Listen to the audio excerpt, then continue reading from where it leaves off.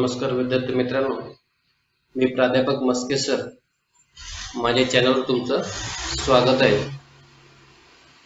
आजच्या व्हिडिओमध्ये आपण इयत्ता 9वीची एक नवीन कविता शिकणार आहोत, जिचं नाव आहे hope is the thing with feathers by a renowned American poetess Emily Dickinson.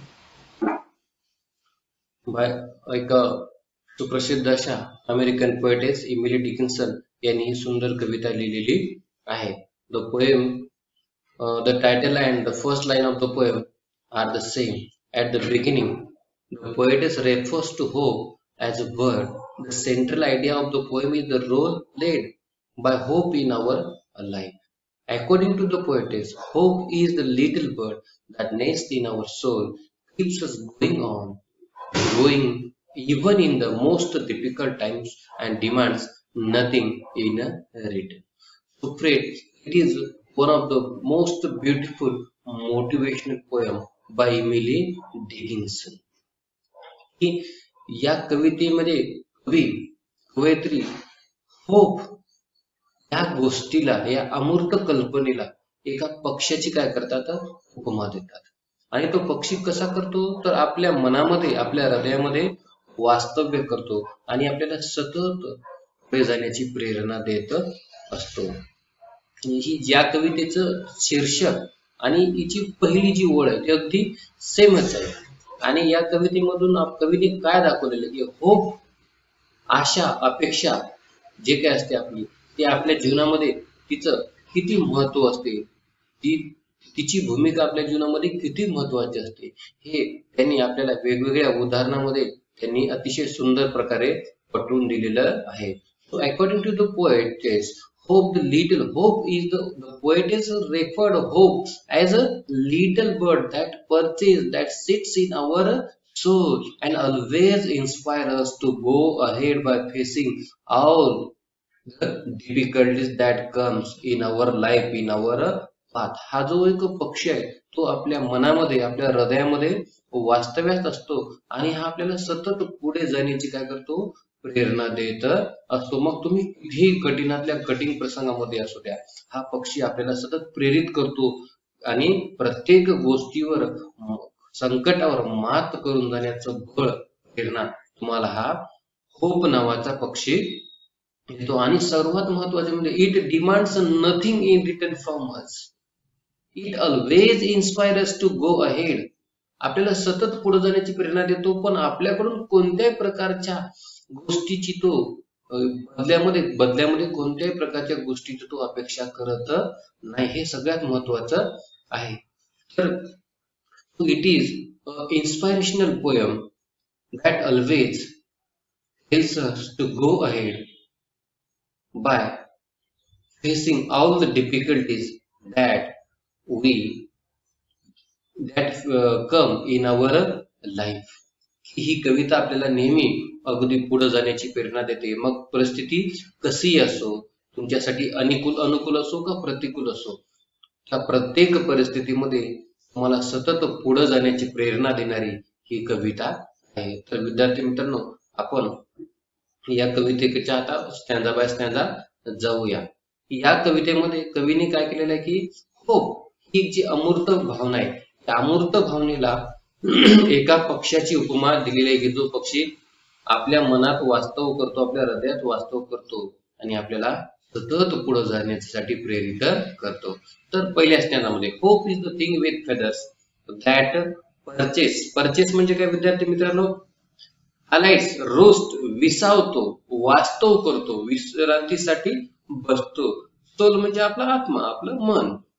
And sing the tune without the words and never stops at all. म्हणजे त्याचा आवाज, त्याचं गाणं म्हणू शकतो आपण. की in the first stanza the poetess says that the hope is a feathered being, a bird that sits in our soul.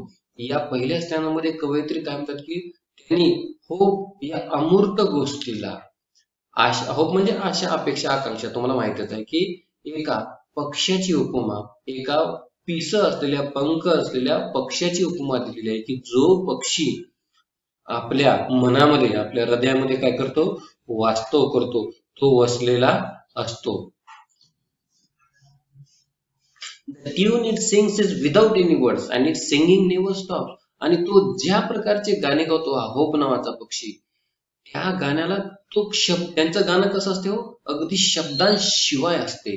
And the most important thing that it never stops, ते कधीही थांबणार नसतं. म्हणजे आता आपण शब्दशः अर्थ काय घेऊ याच्यामध्ये, की होप नावाचा जो पक्षी आहे तो कायम आपल्या मनामध्ये वास्तव्यास बसलेला असतो आणि त्याचं गाणं सतत चालूच असते. म्हणजे काय चालू असते तर बघा, आपण आपल्या आयुष्यामध्ये वेगवेगळ्या संकटांना, अशी काही संकट येतात की आपल्याला वाटतं की आता या ठिकाणी आपण पूर्णतः संपलो, आपण अगदी कोलमडून पडतो, आपण अगदी गुडघे टेकतो, आपल्याला वाटतं की आपण या संकटातून कदापि आता बाहेर येऊ शकणार नाही. पण अगदी त्याच वेळी हा जो पक्षी आहे तो आपल्याला काय करतो, खुणावतो, नाही तुला या संकटावर मात करायचे, उठ आणि आणखी जोमानं कामाला लाग, असं आपल्याला काय करतो, प्रेरित करतो, आपल्याला असं खुणावतो. म्हणजेच किती संकट असले तरी हा पक्षी आपल्या मनामध्ये व्यस्त असतो आणि त्याचं गाणं कधी थांबत नाही. म्हणजे तो आपल्याला प्रेरित करण्याचं कधी सोडत नाही. The poetic think that hope is a feeling more than a body thoughts. कवयित्रीला काय वाटतं की होप ही एक प्रकारची एक भावना आहे, की एखाद्या विचारापेक्षा ती एक प्रकारची भावना आहे जी आपल्या मनामध्ये वसलेली असते आणि आपल्याला सतत पुढे जाण्यासाठी खुणावत असते. तर दुसऱ्या संधामध्ये काय पाहू, अँड स्वीट इज द गेल. गेल म्हणजे या ठिकाणी बघा, गेल म्हणजे व्हेरी स्ट्रॉंग विंड, अतिशय जोराचं असं वादळ. इज हर्ड अँड सोर, सोरचं या ठिकाणी दिलेलं आहे बघा, कॉझिंग ग्रेट पेन, दुःखदायक यातना. That could abash the little bird, अबॅशच्या या ठिकाणी काय, मेक अनइझी किंवा बेचैन करणे, अस्वस्थ करणे. तर that could abash the little bird that kept so many warm. या स्टँजातून काय, the song of the hope bird is always sweet even in the most difficult times. की या पक्षाचे जे गाणं आहे ते नेहमी गोडच असते, ते थांबणार तर नसते आणि ते कोणत्याही शब्दाशिवाय असते, त्याला कोणतेही शब्द नसतात. कोणत्याही शब्दाशिवाय असले होप या पक्षाचं गाणं ते कधीच थांबत नाही. And most important, it even sings in the most difficult times of our life. आपल्या जीवनातल्या कठीण प्रसंगी सुद्धा हा पक्षी गाणे गायचं काम करतो. म्हणजेच हा आपल्याला पुढे प्रेरणा देण्याचं काम करतो. The storm is very strong mean that the pace must be very severe. आता आपल्याला शब्दशः अर्थ काय घ्यायचा आहे की स्ट्रॉंग इज व्हेरी स्ट्रॉंग, वादळ खूप जोराचं आहे, खूप हे आहे, मजबूत आहे, म्हणजे जोराचा. याचा अर्थ की the pain must be very severe. आपल्याला जे वेदना आहेत, आपलं जे दुःख आहे ते खूपच भयंकर आहे, ते अतीव दुःख आहे. अशा अतीव दुःखामध्ये सुद्धा हा पक्षी आपल्याला प्रेरणा देण्याचं काम करतो, प्रेरित करतो. The hope is the bird which gives comfort to so many even the most difficult times of life. की हा जो होप नावाचा जो पक्षी आहे, जो आपल्या मनामध्ये सतत बसलेला असतो, तो अति कठीणातल्या कठीण, अतिशय खूप कठीण अशा परिस्थितीमध्ये सुद्धा खूप लोकांना प्रेरित पुढे जाण्याची प्रेरणा देतो आणि संकटावर मात करून एक प्रकारचा त्यांच्या जीवनामध्ये आनंद देण्याचं काम हा पक्षी काय करत असतो, सतत करत असतो. कम्फर्ट म्हणजे आराम देणे. एखाद्याला संकटातून बाहेर निघालं तर आपल्याला हायसं वाटतं. या संकटातून बाहेर निघण्याची प्रेरणा आपल्याला कोण देतं, तर या संकटातून बाहेर निघण्याची प्रेरणा आपल्याला हा आपल्या मनामध्ये वास्तव्यास असलेला होप नावाचा जो पक्षी आहे तोच काय करतो, आपल्याला या संकटावर मात करण्याची काय करतो, सतत प्रेरणा देत असतो. तर शेवटच्या चरणामध्ये कवी काय म्हणतात बघा, या ठिकाणी चिलेस्ट लँड बघा, चिलेस्ट लँड याचा काय, या ठिकाणी आपण काय घेऊ, the most difficult circumstances or conditions, की अतिशय वाईट परिस्थिती म्हणू शकतो आपण. आणि एक्स्ट्रीमिटीसाठी काय घेऊ, the worst of the situation. आता याच्यापेक्षा वाईट काहीच असू शकत नाही, इतकी वाईट परिस्थिती. It asked a crumb of me. या I have heard in the chillest land and on the strangest sea the poet you yet never at extremity the poet it asked a crumb of me. The poetess has heard the song of this bird in the most difficult situation. या hope या पक्षाचे जे गाणे आहे हे कवयित्रीने अतिशय कठीणातल्या कठीण काळी प्रसंगात सुद्धा ऐकलेले आहे, अनुभवलेले आहे. The singing of this bird never stops even in the most difficult times of life. अगोदर मी वर सांगितल्याप्रमाणे आपल्याला वाटते की आता सर्व काही संपलेलं आहे, आता माझ्या पुढे कोणताही पर्याय उरलेला नाही, संकट माझ्या पुढे, अगदी संकटांची मालिका माझ्या पुढे आ वासून उभे एकानंतर एक संकट अशी पुन्हा पुन्हा माझ्यावर कोसळत आहेत, आता यातून मी काही टिकू शकणार नाही असं जेव्हा आपल्याला वाटते, तेव्हा हा जो होप आहे, ही जी आशा आहे, हा एक रे ऑफ होप म्हणू शकतो आपण. एक आशेचा जो किरण आहे, तो आशेचा किरण म्हणजे आपल्या मनामध्ये बसलेली ही एक आशा आहे जी आपल्याला सतत किती संकट गंभीर असू द्या, किती संकट मोठी असू द्या, आपल्याला ती आशा काय करते, आशेचा जो किरण आहे तो आपल्याला काय करतो, नाही तुला या ठिकाणी थांबायचं नाहीये, तुला या संकटावर मात करून तुला पुन्हा नव्यानं उभारी घ्यायची आहे, असं आपल्याला सतत ती खुणावत असते. मग ती कितीही वाईट परिस्थिती असू द्या, आपल्या मनामध्ये आपल्याला सतत प्रेरित करण्याचं काम करतच असते. The hope that sits in our soul always encourages us to go ahead even in the most difficult times of our life. And the most important, it doesn't ask anything in return from us. Chillest land म्हणजे काय, अतिशय चिलेस land किंवा एक्स्ट्रीमिटी, अगदी वाईटातली वाईट परिस्थिती, म्हणजे आपण in short मध्ये काय, यापेक्षा वाईट परिस्थिती आपल्या जीवनामध्ये असू शकत नाही, इतकी वाईट परिस्थिती. आणि या वाईट परिस्थिती स्ट्रेंजर्सशी या ठिकाणी काय समजते, स्ट्रेंजर्सशीला असं काही आपण शब्दशः अर्थ घेऊ शकत नाही, म्हणजे अगदी कोणतेही ठिकाण असू द्या, कोणतेही प्लेस असू द्या, त्या ठिकाणी की आपल्या हा पक्षी सतत आपल्या सोबत असतो, याचं गाणं सतत चालूच असते, याचं हे जे शब्दांशिवायचं जे गाणं आहे, जे गीत आहे, ते चालतच असते. पुढे काय म्हणतात, the bird is the seat of soul that encourages us to go ahead even in the most difficult times of our life.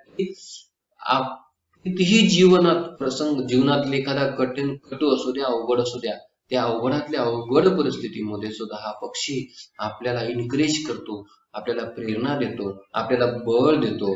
आणि एवढं सगळ्यात महत्वाचं म्हणजे it doesn't ask anything in return from अस. आणि मित्रांनो, सगळ्यात महत्वाची गोष्ट म्हणजे हा पक्षी आपल्याला प्रत्येक संकटावर मात करण्याचं बळ देतो, आपल्याला प्रेरणा देतो, सगळ्या गोष्टी सतत त्याचं आपल्या मनामध्ये तो वसलेला असतो. पण सर्वात महत्वाची गोष्ट म्हणजे एवढं सगळं करून देखील तो आपल्याकडून बदल्यात कसल्याच प्रकारची अपेक्षा करत नाही. हे सगळ्यात महत्वाचं आहे की हा जो होप नावाचा पक्षी आहे, ही जी आशेचा जो किरण आपल्या मनामध्ये लपलेला असतो, तो आपल्याकडून कोणत्याही प्रकारची आपल्याला प्रेरित करण्यासाठी, आपल्याला पुढे जाण्यासाठी जे बळ तो देतो, त्या बदल्यात तो आपल्याकडून कसल्याही प्रकारची अपेक्षा करत नाही. ही सर्वात महत्वाची गोष्ट आहे. विद्यार्थी मित्रांनो, अशा प्रकारची ही एक मोटिवेशनल पोएम आहे जी तुम्हाला अगदी सहज समजायला थोडीशी कठीण आहे, कारण ही आपण जर ओळीचा अर्थ घेतला तरी पण आपल्याला थोडस कठीण जाणार आहे. तरी पण एक लक्षात घ्यायचं आपल्याला की होप म्हणजे काय, तर a ray of hope that perches in our soul, in our mind.